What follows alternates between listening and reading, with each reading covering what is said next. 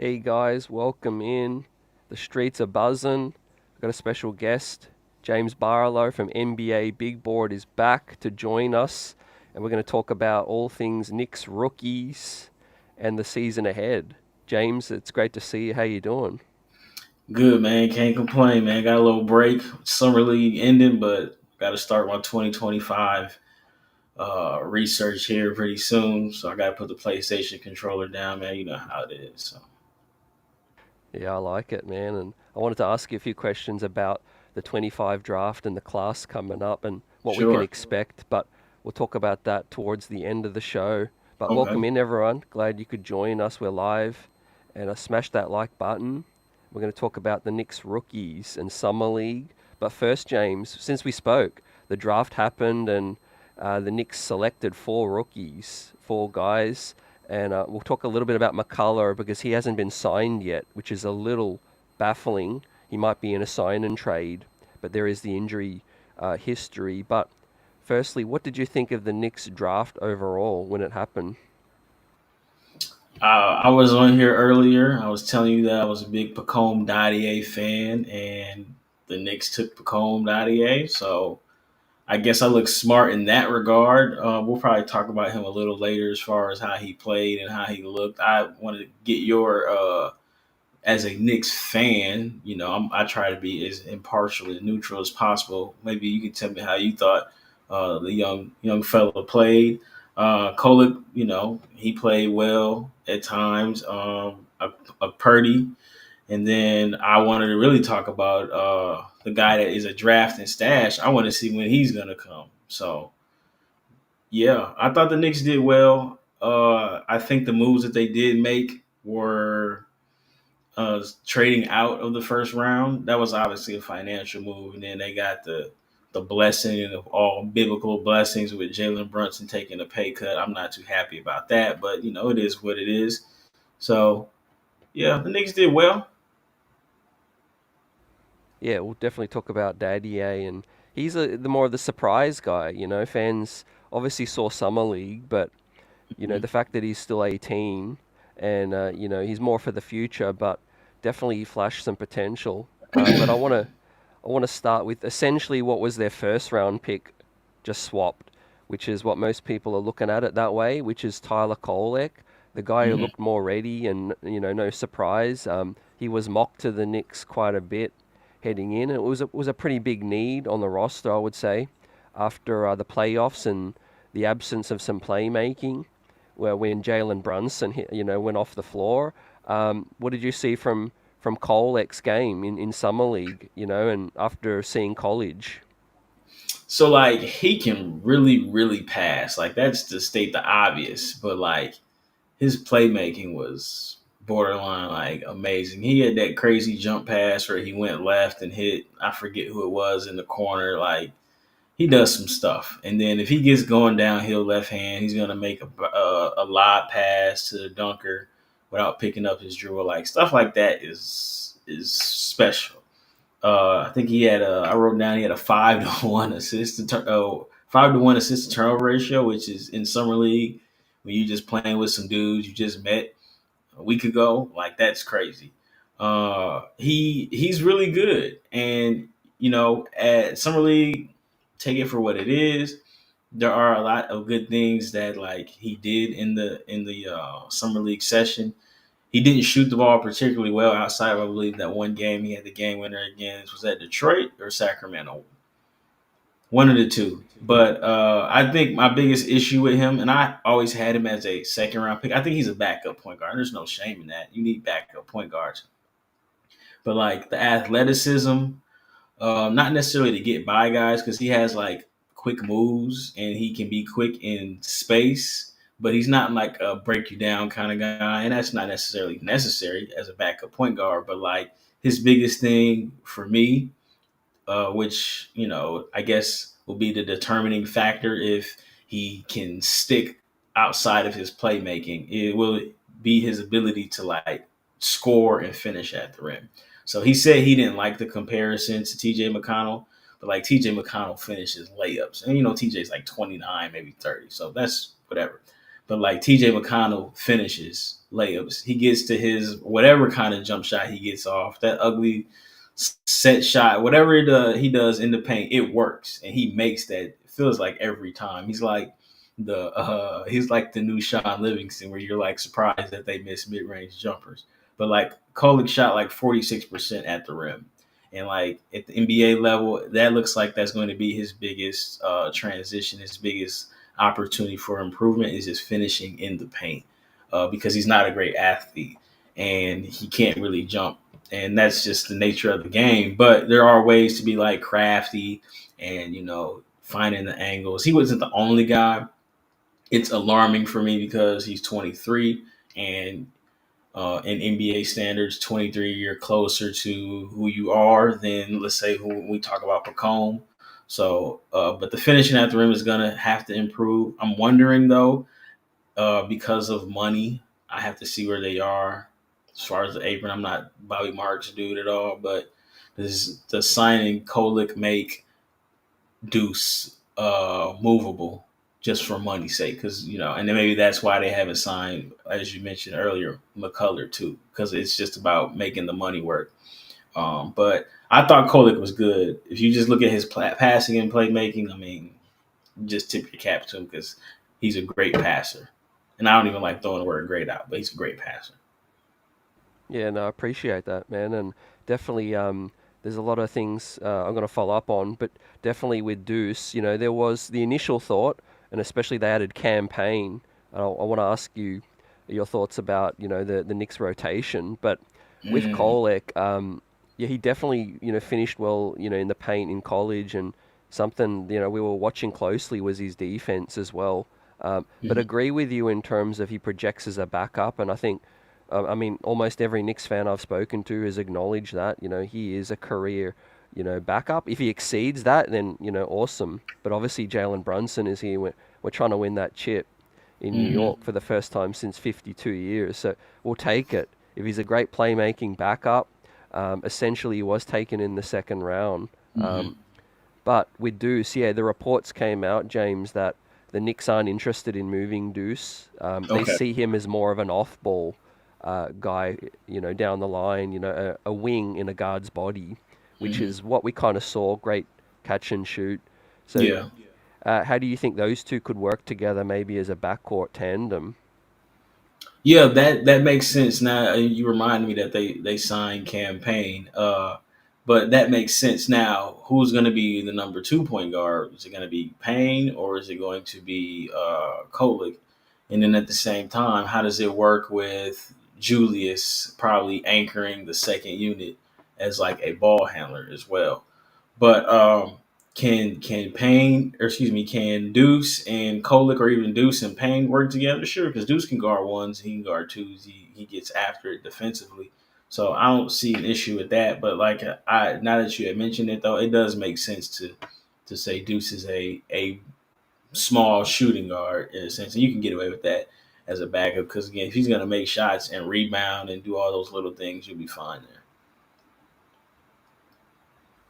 Yeah, definitely, exactly. And I think the shooting for Deuce came along in a Yeah. bigger way where, those two could be nice, but obviously a little undersized defensively Hmm. too.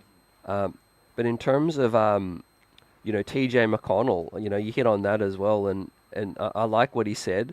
Hmm. One thing that I would like to actually be a comparison on the flip side, James, is that TJ knows his limitations. As you said, he Hmm. gets to his spots. He knows what's bread and butter for him. For Hmm. an unathletic guy or a smaller guy, that's important to know, Right. what your limitations are in an NBA game, because this isn't summer league, like you said, and I'm glad you said it was kind of slapped together in a week, because that's what I was describing summer league as.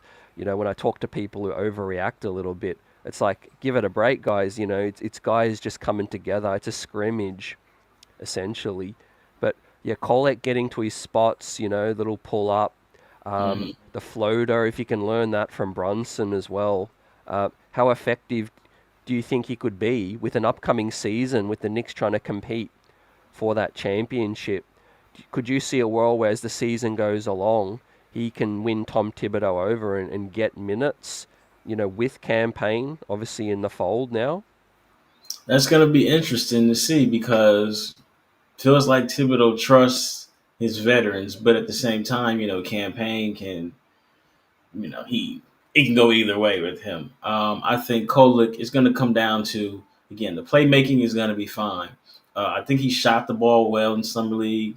It looked like he tried to work on just speeding up his jump shot. It was a little slower at Marquette, but making shots and then just defending. Now again, if we're not saying if he doesn't want to be T.J. McConnell, which is fine, but T.J. McConnell picks up full court. TJ McConnell knows exactly who he is. And while Kolek knows who he is as a playmaker, does he know where his spots are offensively? You know what I'm saying? Because it's like they're going to chase you off the line. All right. We know you're a great lob passer. So, you know what? As a big, I'm probably going to back up and make you finish over the top of me and see if you can finish. Because I know you're going to hit that guy trying to dunk on my head.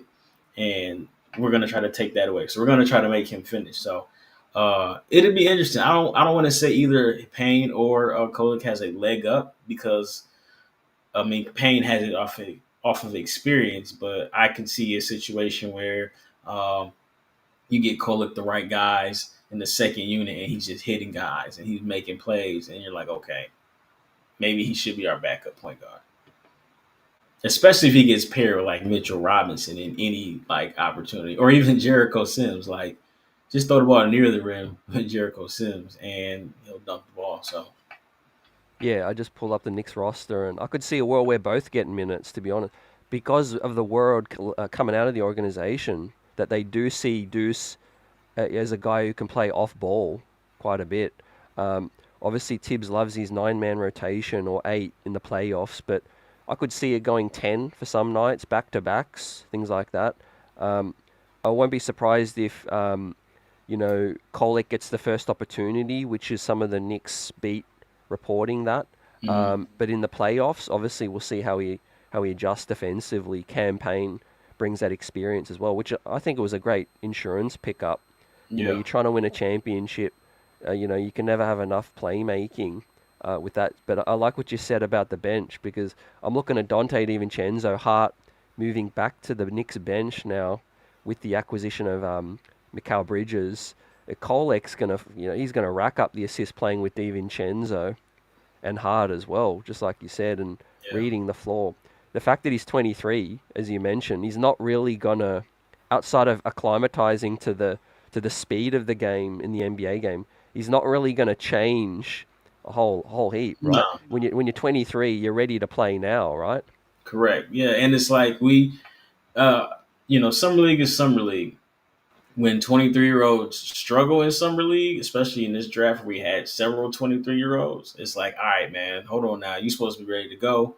Like, example, Tristan Da Silva, he looked like he was ready to go. He looked like what you want your 23-year-old rookie to look like in summer league, like too good for it. And Kolek looked, that's how he looked as a playmaker. It's just the finishing is going to have to improve. And if you sit here and say, all right, catching and shooting, who's a better catch and shoot guy between Kolek and Campaign? We don't know Kolek in that NBA setting, but let's say that they are on par as shooters. Playmaking, we'll say Kolek is a better passer, but Campaign has a feel for just an experience advantage as he's been in the league. He's got playoff experience. He had that really good run with the Suns a few years.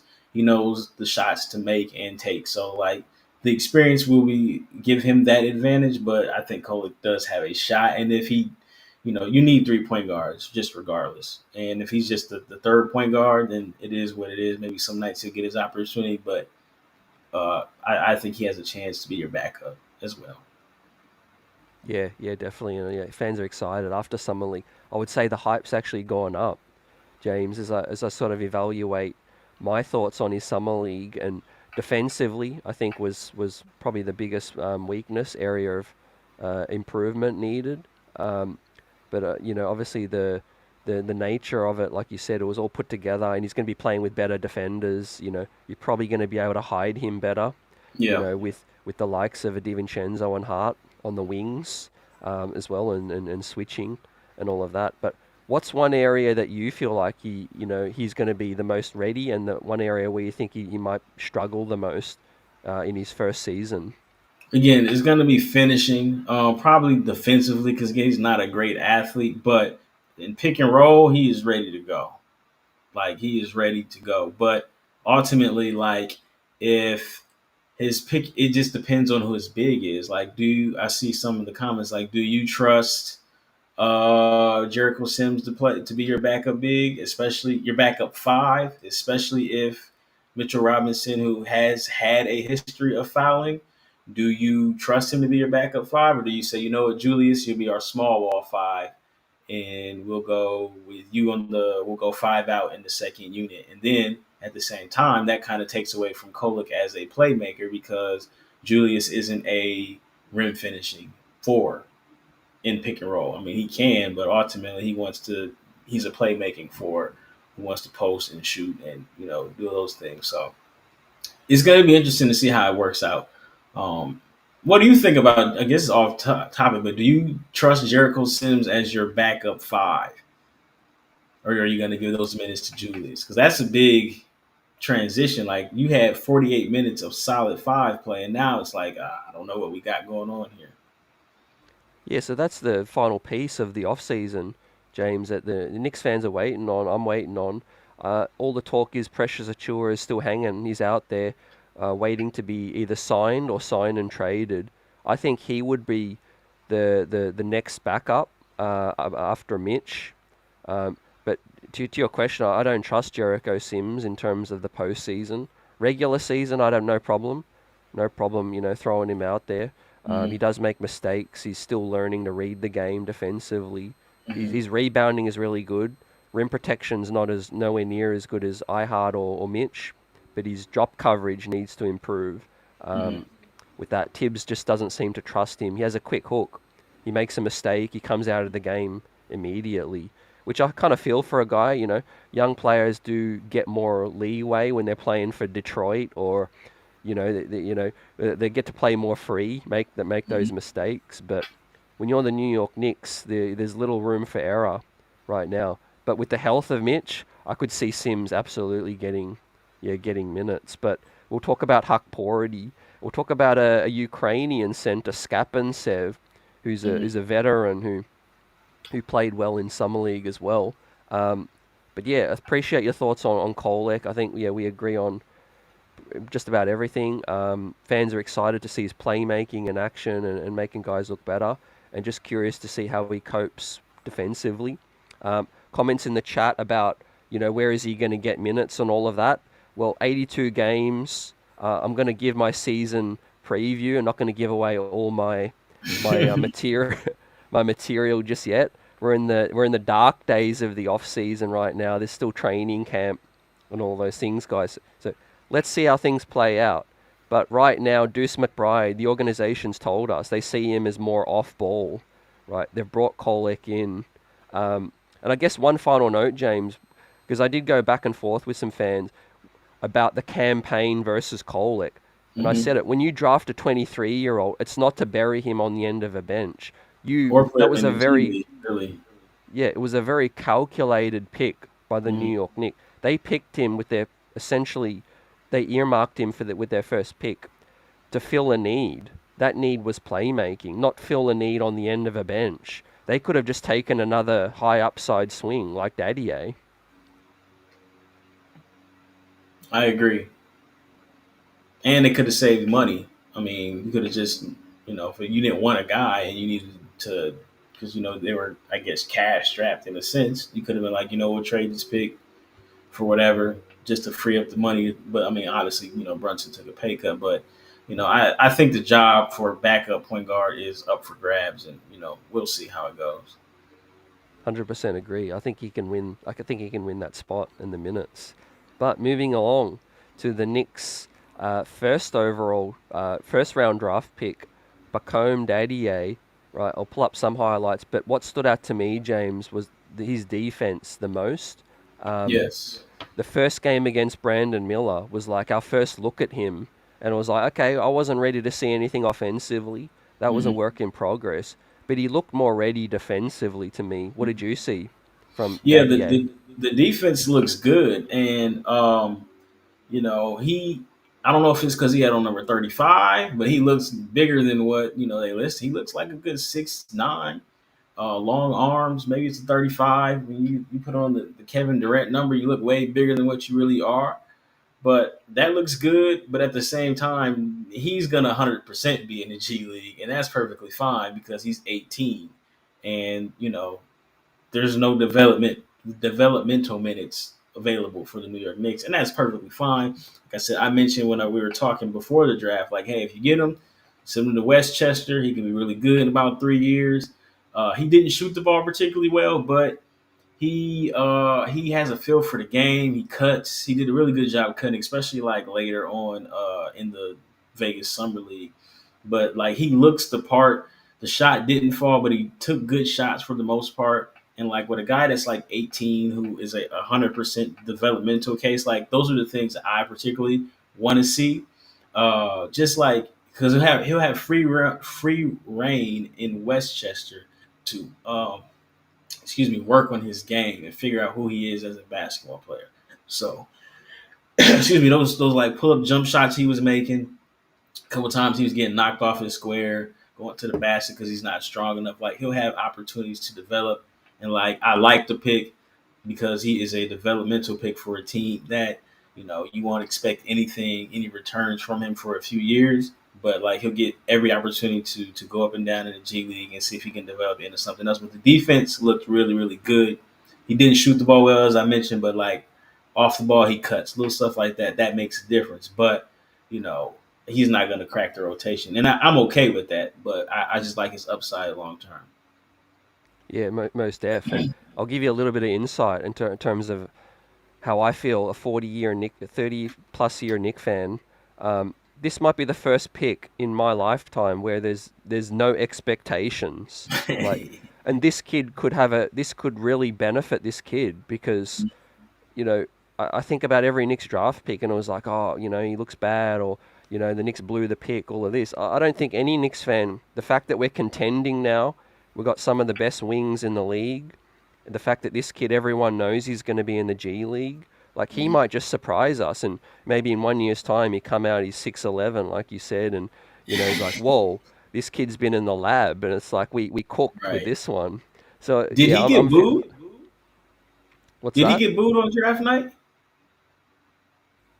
Nah, Did he get nah. booed? No. No, he didn't get booed. No, Is he the first no. one not to get booed I wouldn't say that. I wouldn't say in that. a I in think, a while? I should yeah, say. yeah. RJ Yeah, Barrett was cheered. That was a big, yeah, that was a pretty successful, well received pick. yeah. But it was no Considering brainer where when you you, drafted him at, yeah. He wasn't gonna get booed, but that's good, man. Like I said, I like Pacome, man. I know I didn't even look at his box score to be honest with you because I already knew it wasn't going to be great. But it's just like the little things you want to see in 18-year-old. He wasn't timid. He wasn't, he had the right idea, and that just comes with reps and experience. So like, no issues with Pacome at all. yeah. So his defense, and I would rate his feel for the game, off ball as being pretty ready. Like, Yeah, and that showed James. When you play a pro game, you're in a structured offense in Europe, so you know when to cut. When your team you feel your teammates' habits, all of those things. So if he can play with Kolek in the G League a little bit and get more chemistry with him, maybe Hukporti will be in the G League as well at some point throughout the season. Yeah, I think he's a year 2 or 3 guy for most Knicks fans, hmm but I'm excited to see because he's an NBA ready defender. I feel for what I saw. hmm Um, Obviously he's going to need to adjust to the speed, but body wise, strength wise, he looked pretty good in that area. But on ball, sorry. Yeah, he did try to force it into traffic a little bit. I would say he needs to work on his handles a yeah. bit in They're tight a work in spaces. progress. Yeah, but the shot is really gonna, and the creation ability is what we saw on film, right? Coming hmm in. Yeah, he'll have every opportunity in Westchester. They're just gonna roll the ball out to him and tell him to go play pressure free basketball, go have fun, and do what you have to do. And if he ends up being a 3-and-D guy, then so be it. But that's what the G League is for. You say, hey man, maybe you can be a little bit more. He'll have opportunities to learn from, because he's not on a guaranteed contract, so he'll have opportunities to play with Mikal Bridges, who transitioned from a 3-and-D guy into a shot creator. So he's in a great situation all around. Yeah, one extra great thing, James and guys, is that he's not on a two-way, so he won't.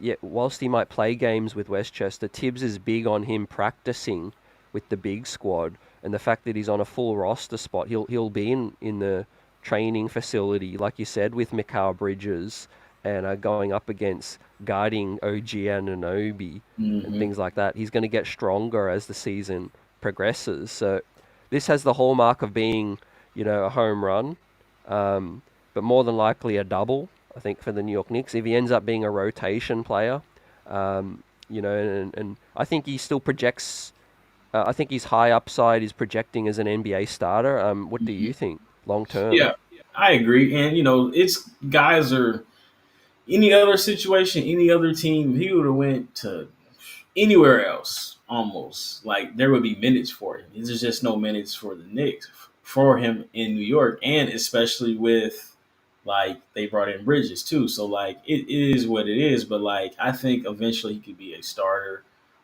Things got to work out, but I like his talent. It's no secret that I'm a Pacome fan. What are you highest on the most? I like his length and his defense, and like you said, the cutting off the ball. I think the jump shot will come around, but the biggest, just like the teaser, the swing skill is that if that handle gets tighter, and he just gets comfortable handling the ball, then that's when you like, okay, we might really have something here. What kind of athlete would you describe him as? What do you scale athletes? There's the Anthony Edwards level of athletes, which I mean, there's Anthony Edwards there, and then there's just like the poor athlete. He's obviously not a poor athlete. I think he's a very good athlete. He's 6'9". He dunks the basketball. Like, you don't at 6'9". He's more than athletic enough. I think he's fine there. Yeah, yeah, I could see him as a switchable defender and Yeah. dynamic in transition, a Hmm. pull up scoring threat, and Yeah. all of that. So yeah, lots to look forward to, Knicks fans, and I'll be watching more Westchester games than I've ever watched, most likely, because I can't remember the Knicks taking a first round guy and just throwing him in Westchester basically. And yeah, correct me guys if there's one that comes to mind. But as a first round draft pick, Kevin Knox didn't even play much Westchester in his first season because the Knicks were sort of rebuilding still. Yeah. But Totally different situation. yeah, now we didn't get to see this next guy in summer league, but he had a pretty big sample size in college. Although getting shut down early, no pre-draft, no Hmm. interviews or workouts. But Kevin McCullar, what were your thoughts on his college season and with the Knicks taking him a flyer on pick 56? Obviously the injuries were the reason he slid. I don't know how it's going to work out for him. Like he's not healthy, and then when he is healthy, where's he going to get minutes? And he's older too, so he's like the opposite of Pacome. Like, okay, we're not expecting Pacome to play, but he's 18, right? 23-year-old rookie in the G League, like we talked about with Kolek. I expect my 23-year-old that I drafted to more than likely, be a good a rotation piece, and I just don't see where he's going to get minutes, especially with like his nagging injuries. I don't know how that's going to work for him, to be honest with Yeah, he hasn't been signed, and so he is practicing at New York in New York you. facility. Didn't participate in summer league, but I could see the Knicks being high on him in the future. Once again, maybe he doesn't get signed this year and is kind of like a red shirt, a stash. Yeah, Maybe they use that the third two way. So they've already got two ways locked up, which is the next guy we'll talk about, Hukporti, the center. Mhm. Um, but yeah, McCullar, I think I could see why Tibbs wanted him, and he looks like a really good defender on ball, and some playmaking skills, a little bit like a Josh Hart. But yeah, we'll wait to see what his future is going to be still. As we pivot towards the big man situation, as I said, Precious hasn't been signed yet. We've got Sims, we've got Mitchell Robinson, and I pull the roster up once again. The Knicks took Hukporti. I Mhm. know quite a lot about him. I'm curious to know what you saw or what you know about him with the 58th pick, Mister Irrelevant. He was good in the film that I saw in Australia.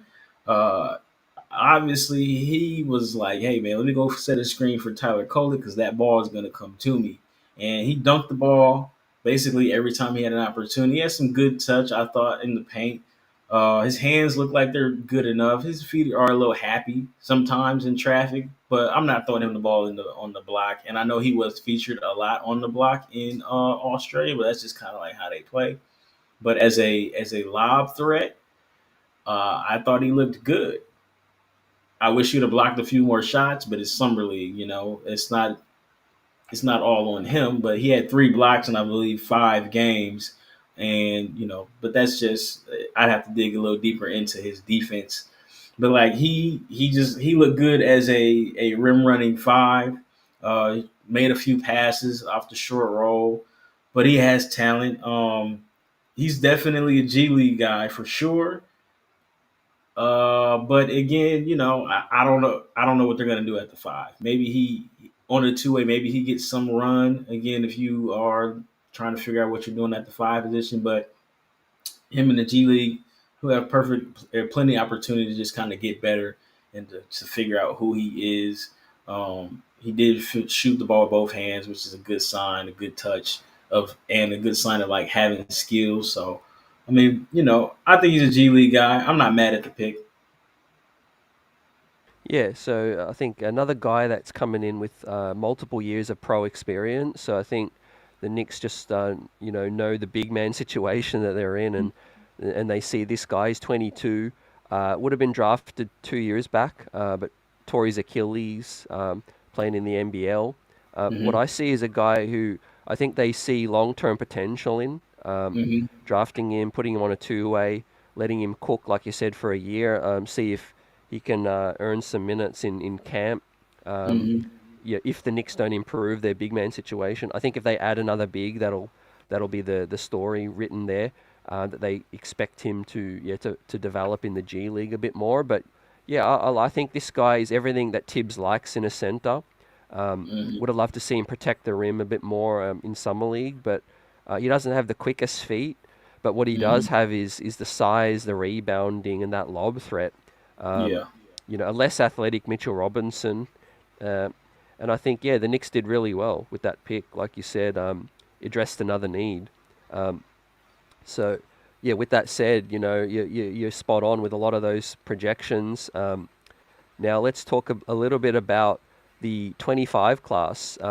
Just curious to get your thoughts on the strength of the class and where it sits in comparison to the 24 class. So at the top, it's stronger, but it's July, so like every class looks great right now. You know what I'm saying? Like, oh, we could have the next, and I'm a firm believer in Cooper Flag, right? Like I see it, I see the talent. I think he obviously he's number one. There are some other guys who look good too, but it's July, and I kind of like to let things play out before I get like way too hyped, But it does project to be a stronger class than 2024. But at the same time, like guys, people were saying, oh, 2024 is weak, and again, it's summer league, but like some of the 2024 guys, the 18, 19-year-old guys had good summer leagues too. So it's like it didn't have that number one star projected all star that you could, basically write in ink. No, but guys did play well in the summer league, and you did see flashes of starters in the 2024 draft. But as far as 2025, Cooper Flag is going to be really good. There's going to be a lot of sophomores who chose to go back to school who are going to come out. So it's a lot of talent. There might be 5, 6 all stars if we just were, speculating based on today. But I'm high on it. I need to dig into it. I'm trying to chill out a little bit, like we talked about off camera. Man, I'm playing college football, so I'm trying to let the the college freshmen at least get on campus a little bit before I dig a little bit too much into them. But I like Flag. Uh, Ace Bailey. I'm still trying to figure out what's going on with him. I still have some questions. I like Dylan Harper. There are things I like about Trey Johnson. Nolan Traore, his stock was extremely high after that Nike Hoop Summit. VJ Edgecombe, he looks really good. Like there's some talent there, but at the same time, like everybody isn't. It's not everybody's just not going to pan out. That's just the nature of basketball. But I like it. Yeah, most def. And the hot word on everyone's mouth is the aprons. So I want to Yeah. ask you, James, like I feel like teams might be selecting more on need. You know, these teams that are in contention financially, Mhm. hard capped, looking at pieces to replace, let's say, a KCP who you lost. Unfortunately, Denver selected Deron Holmes. Looked like he was going to project to play a little bit. He tore his Achilles, man. That was tough. But could you see with this class like last one, teams just trying to find role players that fit a need for their club right now? Well, I think with the apron, I think it's almost even more important to hit on these younger guys because you have them for the cheap. To be honest with you, like we talk about Denver, they lost KCP because they honor their one to pay. So it's like they need these young guys that they've drafted, like Trey Alexander.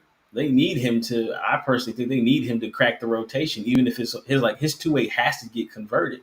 Uh, Julian Strawther, I believe he's a second year guy. Like he has to play because they lost guys, and the guys they had last year, Christian Brown, Peyton Watson, they didn't make a jump. So it's like I think, especially like these championship contending teams with these heavy salaries, you guys got that blessing from Brunson, but like some of these other teams who are flirting with that second apron, like your young guys, they need to be able to contribute and be cheap. So it's like I think that's part of the reason why that the Players Association agreed with the second round picks being a day later because you need that extra bit of time because like if I can get a guy for a cheap deal and he can contribute, I need to like that's important information instead of drafting the same night as we had been doing before.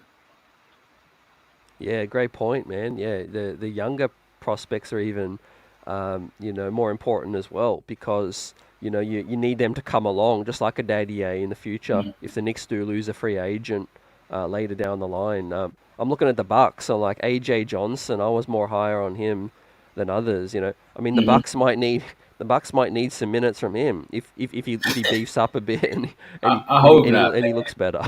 I hope not. He needs some cheeseburgers, man. He's so light. I like AJ Johnson. I was telling somebody like, yeah, his film is terrible, but like he has talent. Like he just knows how to hoop. He's just not efficient. And then he had that game in the summer league where he had 22, and you're like, hey. And then he followed up with like an 0 for 12 stinker. I mean, he's just a kid, but I Milwaukee's in a weird situation. I think they should have taken somebody else, somebody who could contribute now because Giannis is Giannis, but like yeah, he's interesting to me. I like him. I liked the Tyler Smith pick that they had too. But like I think they would need Tyler, not need, but it would be very helpful if he obviously in any situation, but very helpful if he could contribute right away because like he's cheap, you know, and they might let Brook Lopez walk and they need another big in the rotation. So yeah, man, this stuff is changing right in front of our faces.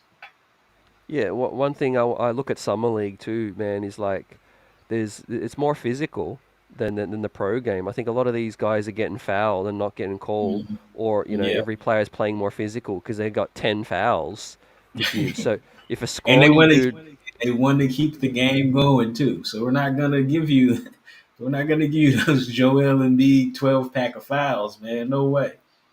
exactly, and if for a scrawny dude like AJ to put up 22 and look good, he might surprise some people. That's all I'm saying. Like, Yeah, if you got that change of speed, you can stand out against these, other guys. If you're smarter and you're quicker, it really don't matter about being that scrawny, in some regards, if you're a guard.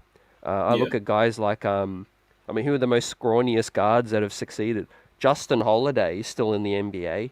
He's he looks like he's the same weight since he came in. Yeah, that's true too. But I mean, even my guy Rob Dillingham, like he's like 155 pounds, but you can't stay in front of him. He's got another level of quickness, and yeah, he does. He's amazing, man. So, weight isn't everything, but like AJ, he just looks like a little kid in the face still. Like he still has some maturing to do, and I don't even know where's their G League affiliate, wherever he's going to be there at some point. But I think they could have got him in the second round still. But it's neither here nor there. He played. He even with he had one really good game. He had some okay games. He still played better than what I thought he was going to play, and I give him credit for that. Yeah, I count the pro experience for that. And yeah, there's Yeah, another former Knicks fan favorite, Kira Lewis Jr., who was really skinny, but yeah, hasn't panned out so yeah. far. Injuries, man. Let me ask you a question. I like to flip it. I know you're the host and this is your show. What's the word on Rokas Jokubaitis? Because he was really, really good in summer league and he can play.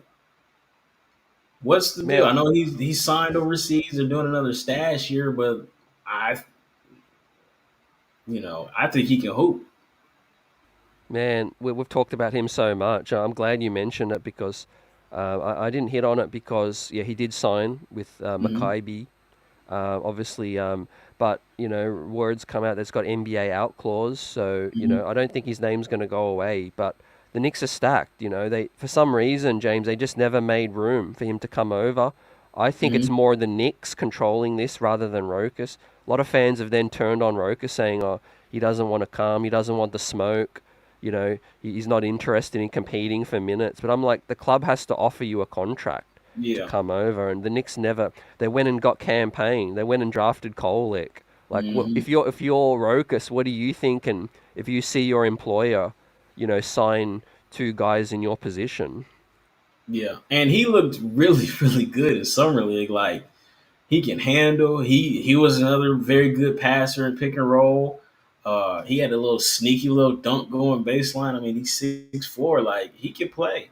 And I was like, I hear the name all the time. I know the Knicks own his rights, but I mean, I get why he wouldn't come over because it's like I'm 20, what 22, 23. Like I want to play, and I can keep getting paid over here and play, and then I just come over, when an opportunity to play happens. I mean, we've seen it like Bogdanovich. He came over when he was ready, or when the minutes were there, and you end up getting paid more in the short term because once that your rights or whatever is negotiated, like you get paid. So it makes sense for him, and like the Knicks timeline isn't what it was when they drafted him, so it makes sense for him to stay over there. But he was really impressive to me. yeah, yeah, amen, yeah, agree. He's an NBA guard. He'll be in the league eventually. As you said, maybe this extra time to work on his game might allow him to get into the NBA and stick, Hmm. because there's been so many European guards that came at the wrong Yes. time, maybe too early, all of that. I like the fact that if the Knicks are being patient and they do plan to keep him in case the roster thins out in the future, Hmm. or they really need to pull off that big trade, he could be a sweetener for another Yeah. team. But Yeah. like you, I could see a heap of teams, 20 NBA teams watching Summer League, be like, hey, what are you going to do with him? We would like him. Like, Exactly. let's do a trade. And it's like it's a perfect example of what you said. So like, okay, if they need to make that big trade, then we'll say we'll throw in the rights of Rokas in there, and then he comes over depending on where that is. Because then if it's not a team with like those championship aspirations, or like I don't know if you guys are still rumored into the Walker Kessler's. Is it Walker? I always get him mixed up with Kessler Edwards. But if you're still in that Walker Kessler sweepstakes, like okay, that's somebody I would want if I'm Utah. Like, all right, give me Rokas.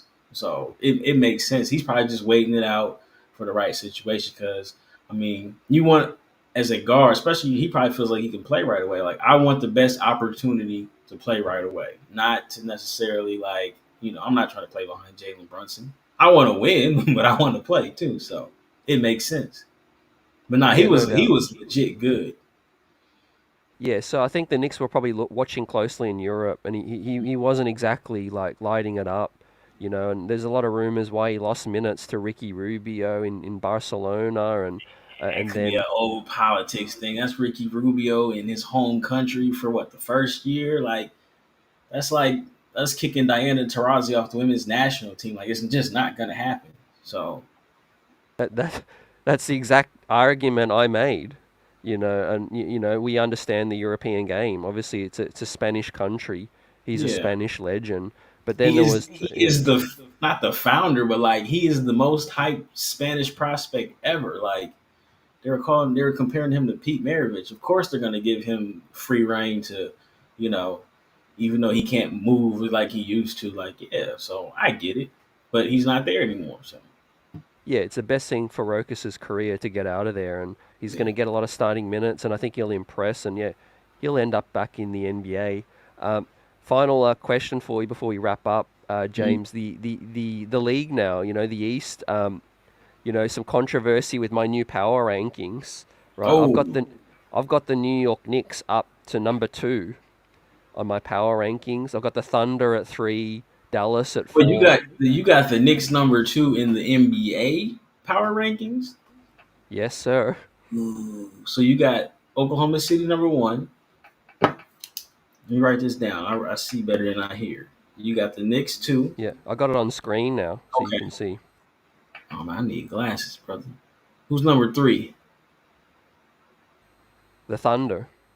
Okay, you got the Celtics. Okay, I got you now. So you got Celtics, Knicks, Thunder, Mavs, Timberwolves, Nuggets. Okay. Where's the controversy? The Knicks at number 2? Yeah, for some. Okay. I think the Grizzlies should be higher because they'll be healthier. Uh, Yeah, that was I'm a tough. little I mean, lower on the Pelicans because they have issues at the 5 for sure. And I don't know if I'm buying the Pacers that high. That could be the Pacers in Orlando. I got to see another year before I call them a top 10 team. And I think the yeah, Nuggets might take a step back too, not because of Jokic, just because of depth. But I don't really have an issue. I mean, if you feel like the Knicks are number 2, man, they made the best moves. They had the biggest off season. I do think you are definitely gonna miss Hartenstein though a lot, sir.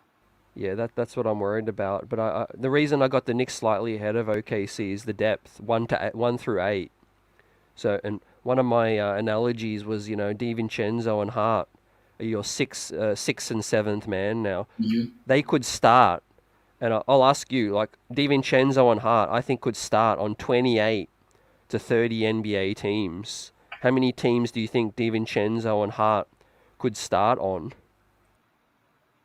That's a good point. I mean, if you just look behind them, would Hart start for the Mavs? Yes. Would either of them start for the Timberwolves? Probably not, but that's just because they're really good at the same position. They both would probably start for the Nuggets right now. So I mean, that's a very fair argument. They got better, like I said, especially at the wing. But my biggest thing with them is that okay, you're lining up, you're matching up to beat the Celtics, and I get it. But a part of the success that they had was at the 5 position. Like that made a lot of that stuff work because Hartenstein was he made every floater it seemed like, and he grabbed every single rebound. And yeah, having to play Mitch again, you do get Julius back. Yeah, man, it's on paper the Knicks look good, but I feel like it's got to be some tinkering here. It's still gonna have to have some chemistry to figure out how things are gonna work because Julius is a guy, in my opinion, who this is going to be a different role for him. Like he's had the ball in his hands a lot, and now he won't have to have the ball in his hands a lot. But what does that look like for him? And is he somebody that you feel like I don't want to get attacked, but is he somebody you want to move because the pieces just fit better around without him? Is he somebody you want to package to get a backup five? I don't know what his market looks like, but I mean, if you ask me, just a regular guy that lives in Dallas, Texas, like your best lineup would be uh, Brunson, OG. I'm just throwing my wings because whatever a shooting guard is these days, right? Brunson, OG, Bridges, and I still like Hart. And then you have your five, right? Because the only night that you need to guard a big four would be against Giannis. Every other four in the East, I think, is not as strong as Giannis. So, but like, it's just where does Julius fit in? I know he can pass, but he's a good passer because the ball is in his hands. Like, what does a lower usage role look like him? Because Michael Bridges is good. So that's going to be my biggest question. Yeah, yeah, definitely the biggest question most Knicks fans are talking about. But in And terms then of, like so like the Jabroni dude said like a backup five. It doesn't even have to be a backup five. You can get a starting caliber five. If you don't think Mitchell Robinson is a starting five. I mean, like it doesn't have to be a backup five. You can slide Mitchell Robinson to the back, but I don't know how Julius fits in this grand scheme of things because you built a collection of really, really good wings, right? And the four position in today's NBA can be replaced by like OG can play the four full time for you if you need be. And when you do play Boston, if you do match up with Boston, you're gonna need wings out there. And again, not to say that Julius can't play against Boston, but like that switchability between from 2 to 3, or maybe I mean, it's interesting to see how he fits in there. yeah, it's his contract first, James. He's extension eligible in August. The Knicks have paid everyone. This will be a significant show of hand in terms of the future of Julius Mm-hmm. and with this August extension deadline coming up. But yeah, I'm keen to see Julius come and and compete this year. We need more scoring. We need more go-to guys. I think OG's health is Mm-hmm. still up in the air. But yeah, you got that 1 year. See with Julius and do some tweaking. I think if you fall short again, then you absolutely need to do some tweaking. But I think I would prefer to see him, this roster come back, bring in another more durable five to back up Mitch, and we go from there. And would you put the Knicks in a real contender window like now, or would you put it somewhere Yeah, else? yeah. I mean, the East it should be the Celtics, the Knicks, and we don't know what Milwaukee looks like, but I mean, on paper they have talent, right? They have Giannis. You have a chance when you have Giannis. Dame have a whole, he'll have a whole training camp. He said his rhythm was off, but they're a wild card because they're talented, right? But I mean, you're in it. I just feel like all the talent, there's still gonna have to be like some gelling and trying to figure things out. My man said I was talking pure trash. I mean, hey man, I expect that from the Knicks, man. Like, it is what it is, man. That's why y'all the Knicks, man. Then I mean that in a good way. Like, it's y'all against the world. So hey, if I'm wrong, man, I will gladly be the first person to tell you I'm wrong. But it's July, so we'll see what happens. Yeah, most def. Knicks fans are loyal. They'll defend every guy. Oh, for But yeah, sure. big season ahead. And like I said, yeah, I got the Knicks at number two. That I did have to go back and forth, even with some Knicks fans as well on that. But yeah, it's been a great show. Great to chop up the Knicks rookies and get your thoughts on this season ahead. Yeah, maybe these rookies are going to factor in a little bit more than people expect, but no doubt there's going to be a lot of growth had. Tibbs and the coach. Yeah, I want to ask you a quick question as well about the Knicks. They did make some coaching additions. Mo Cheeks. Um, what did you think of that addition? And Mark Bryant, a big man coach who's yeah, former player. I don't know too much about Mark Bryant outside of he's been a lifelong assistant and he did get an opportunity. Every time I hear about Mo Cheeks, I just hear the story that Matt Barnes hates Mo Cheeks, man, and I just can't get that story out of my head. It's really unfortunate, but when I hear about Mo Cheeks, I know he saved the day for that little girl singing the national anthem, and he won that he won the championship with the Sixers in when I was, before I was in existing. But I know Matt Barnes hates him. So that's funny. Like I said, yeah, man. So we'll see how that works. But I mean, you got Tibbs, man. That's what you need. You got Tibbs. You got Jalen Brunson who's back, and you got better on the wing. You got the most out of some guys, and now you get to move them to probably their more natural position or natural minutes coming off the bench. So it'll be interesting to see how this works, man. So yeah, I'm all Yeah, for it. Tibbs got his bag as well. So, Yeah, Tibbs, you yeah, got this paid. is I saw Tibbs with some Dior shoes the other day. Man, he spent some money, man. So that's what's he's up. spending big. No, congrats to him. Shout out. Yeah, he's earned that. And yeah, obviously this is the best roster he's ever had. So, it's all ahead of him and the Knicks this year, and the first time in my lifetime since the first time since '99, when I first became a fan, that the championship window is wide open, in my opinion. But you need health, you need a bit of luck along the way. It's going to be exciting season ahead. Look forward to, chopping it up with you later. Do you Everyone, remember make sure. Eric Strickland, Knicks fan? What's that? Is that before your time? Eric Strickland? That was before my time. Yeah, Eric Strickland is from he's from our hometown, man. He's the greatest athlete. Yeah, he's probably the greatest athlete in like Nebraska history, man. I think he could have played 3 sports professionally. But yeah, he was a Knick, so I'm a little older than I yeah, look, man. Yeah, it happens. yeah, yeah. Nice. Yeah, a lot of people have come through the Knicks. What they say, once a Nick, always a Nick. So Yeah, we respect and appreciate, as long as you played hard when you're with the Knicks. It doesn't always work out because not everyone can be here, for the ride, and it is a big stage. But yeah. once a Nick, always a Nick, and yeah, everyone make sure you follow NBA Big Board, Locked On NBA Big Board, James and the team, Richard and Leaf, and of course Raphael did amazing work in the lead up, man. You guys educated me a lot on. I know I speak for a lot of viewers as well, on the class, the prospects, and the conversations. I hope you've been enjoying this downtime and getting on those sticks with Yeah, yeah, with yeah, man. I gotta get my football. thumbs back in shape, man. So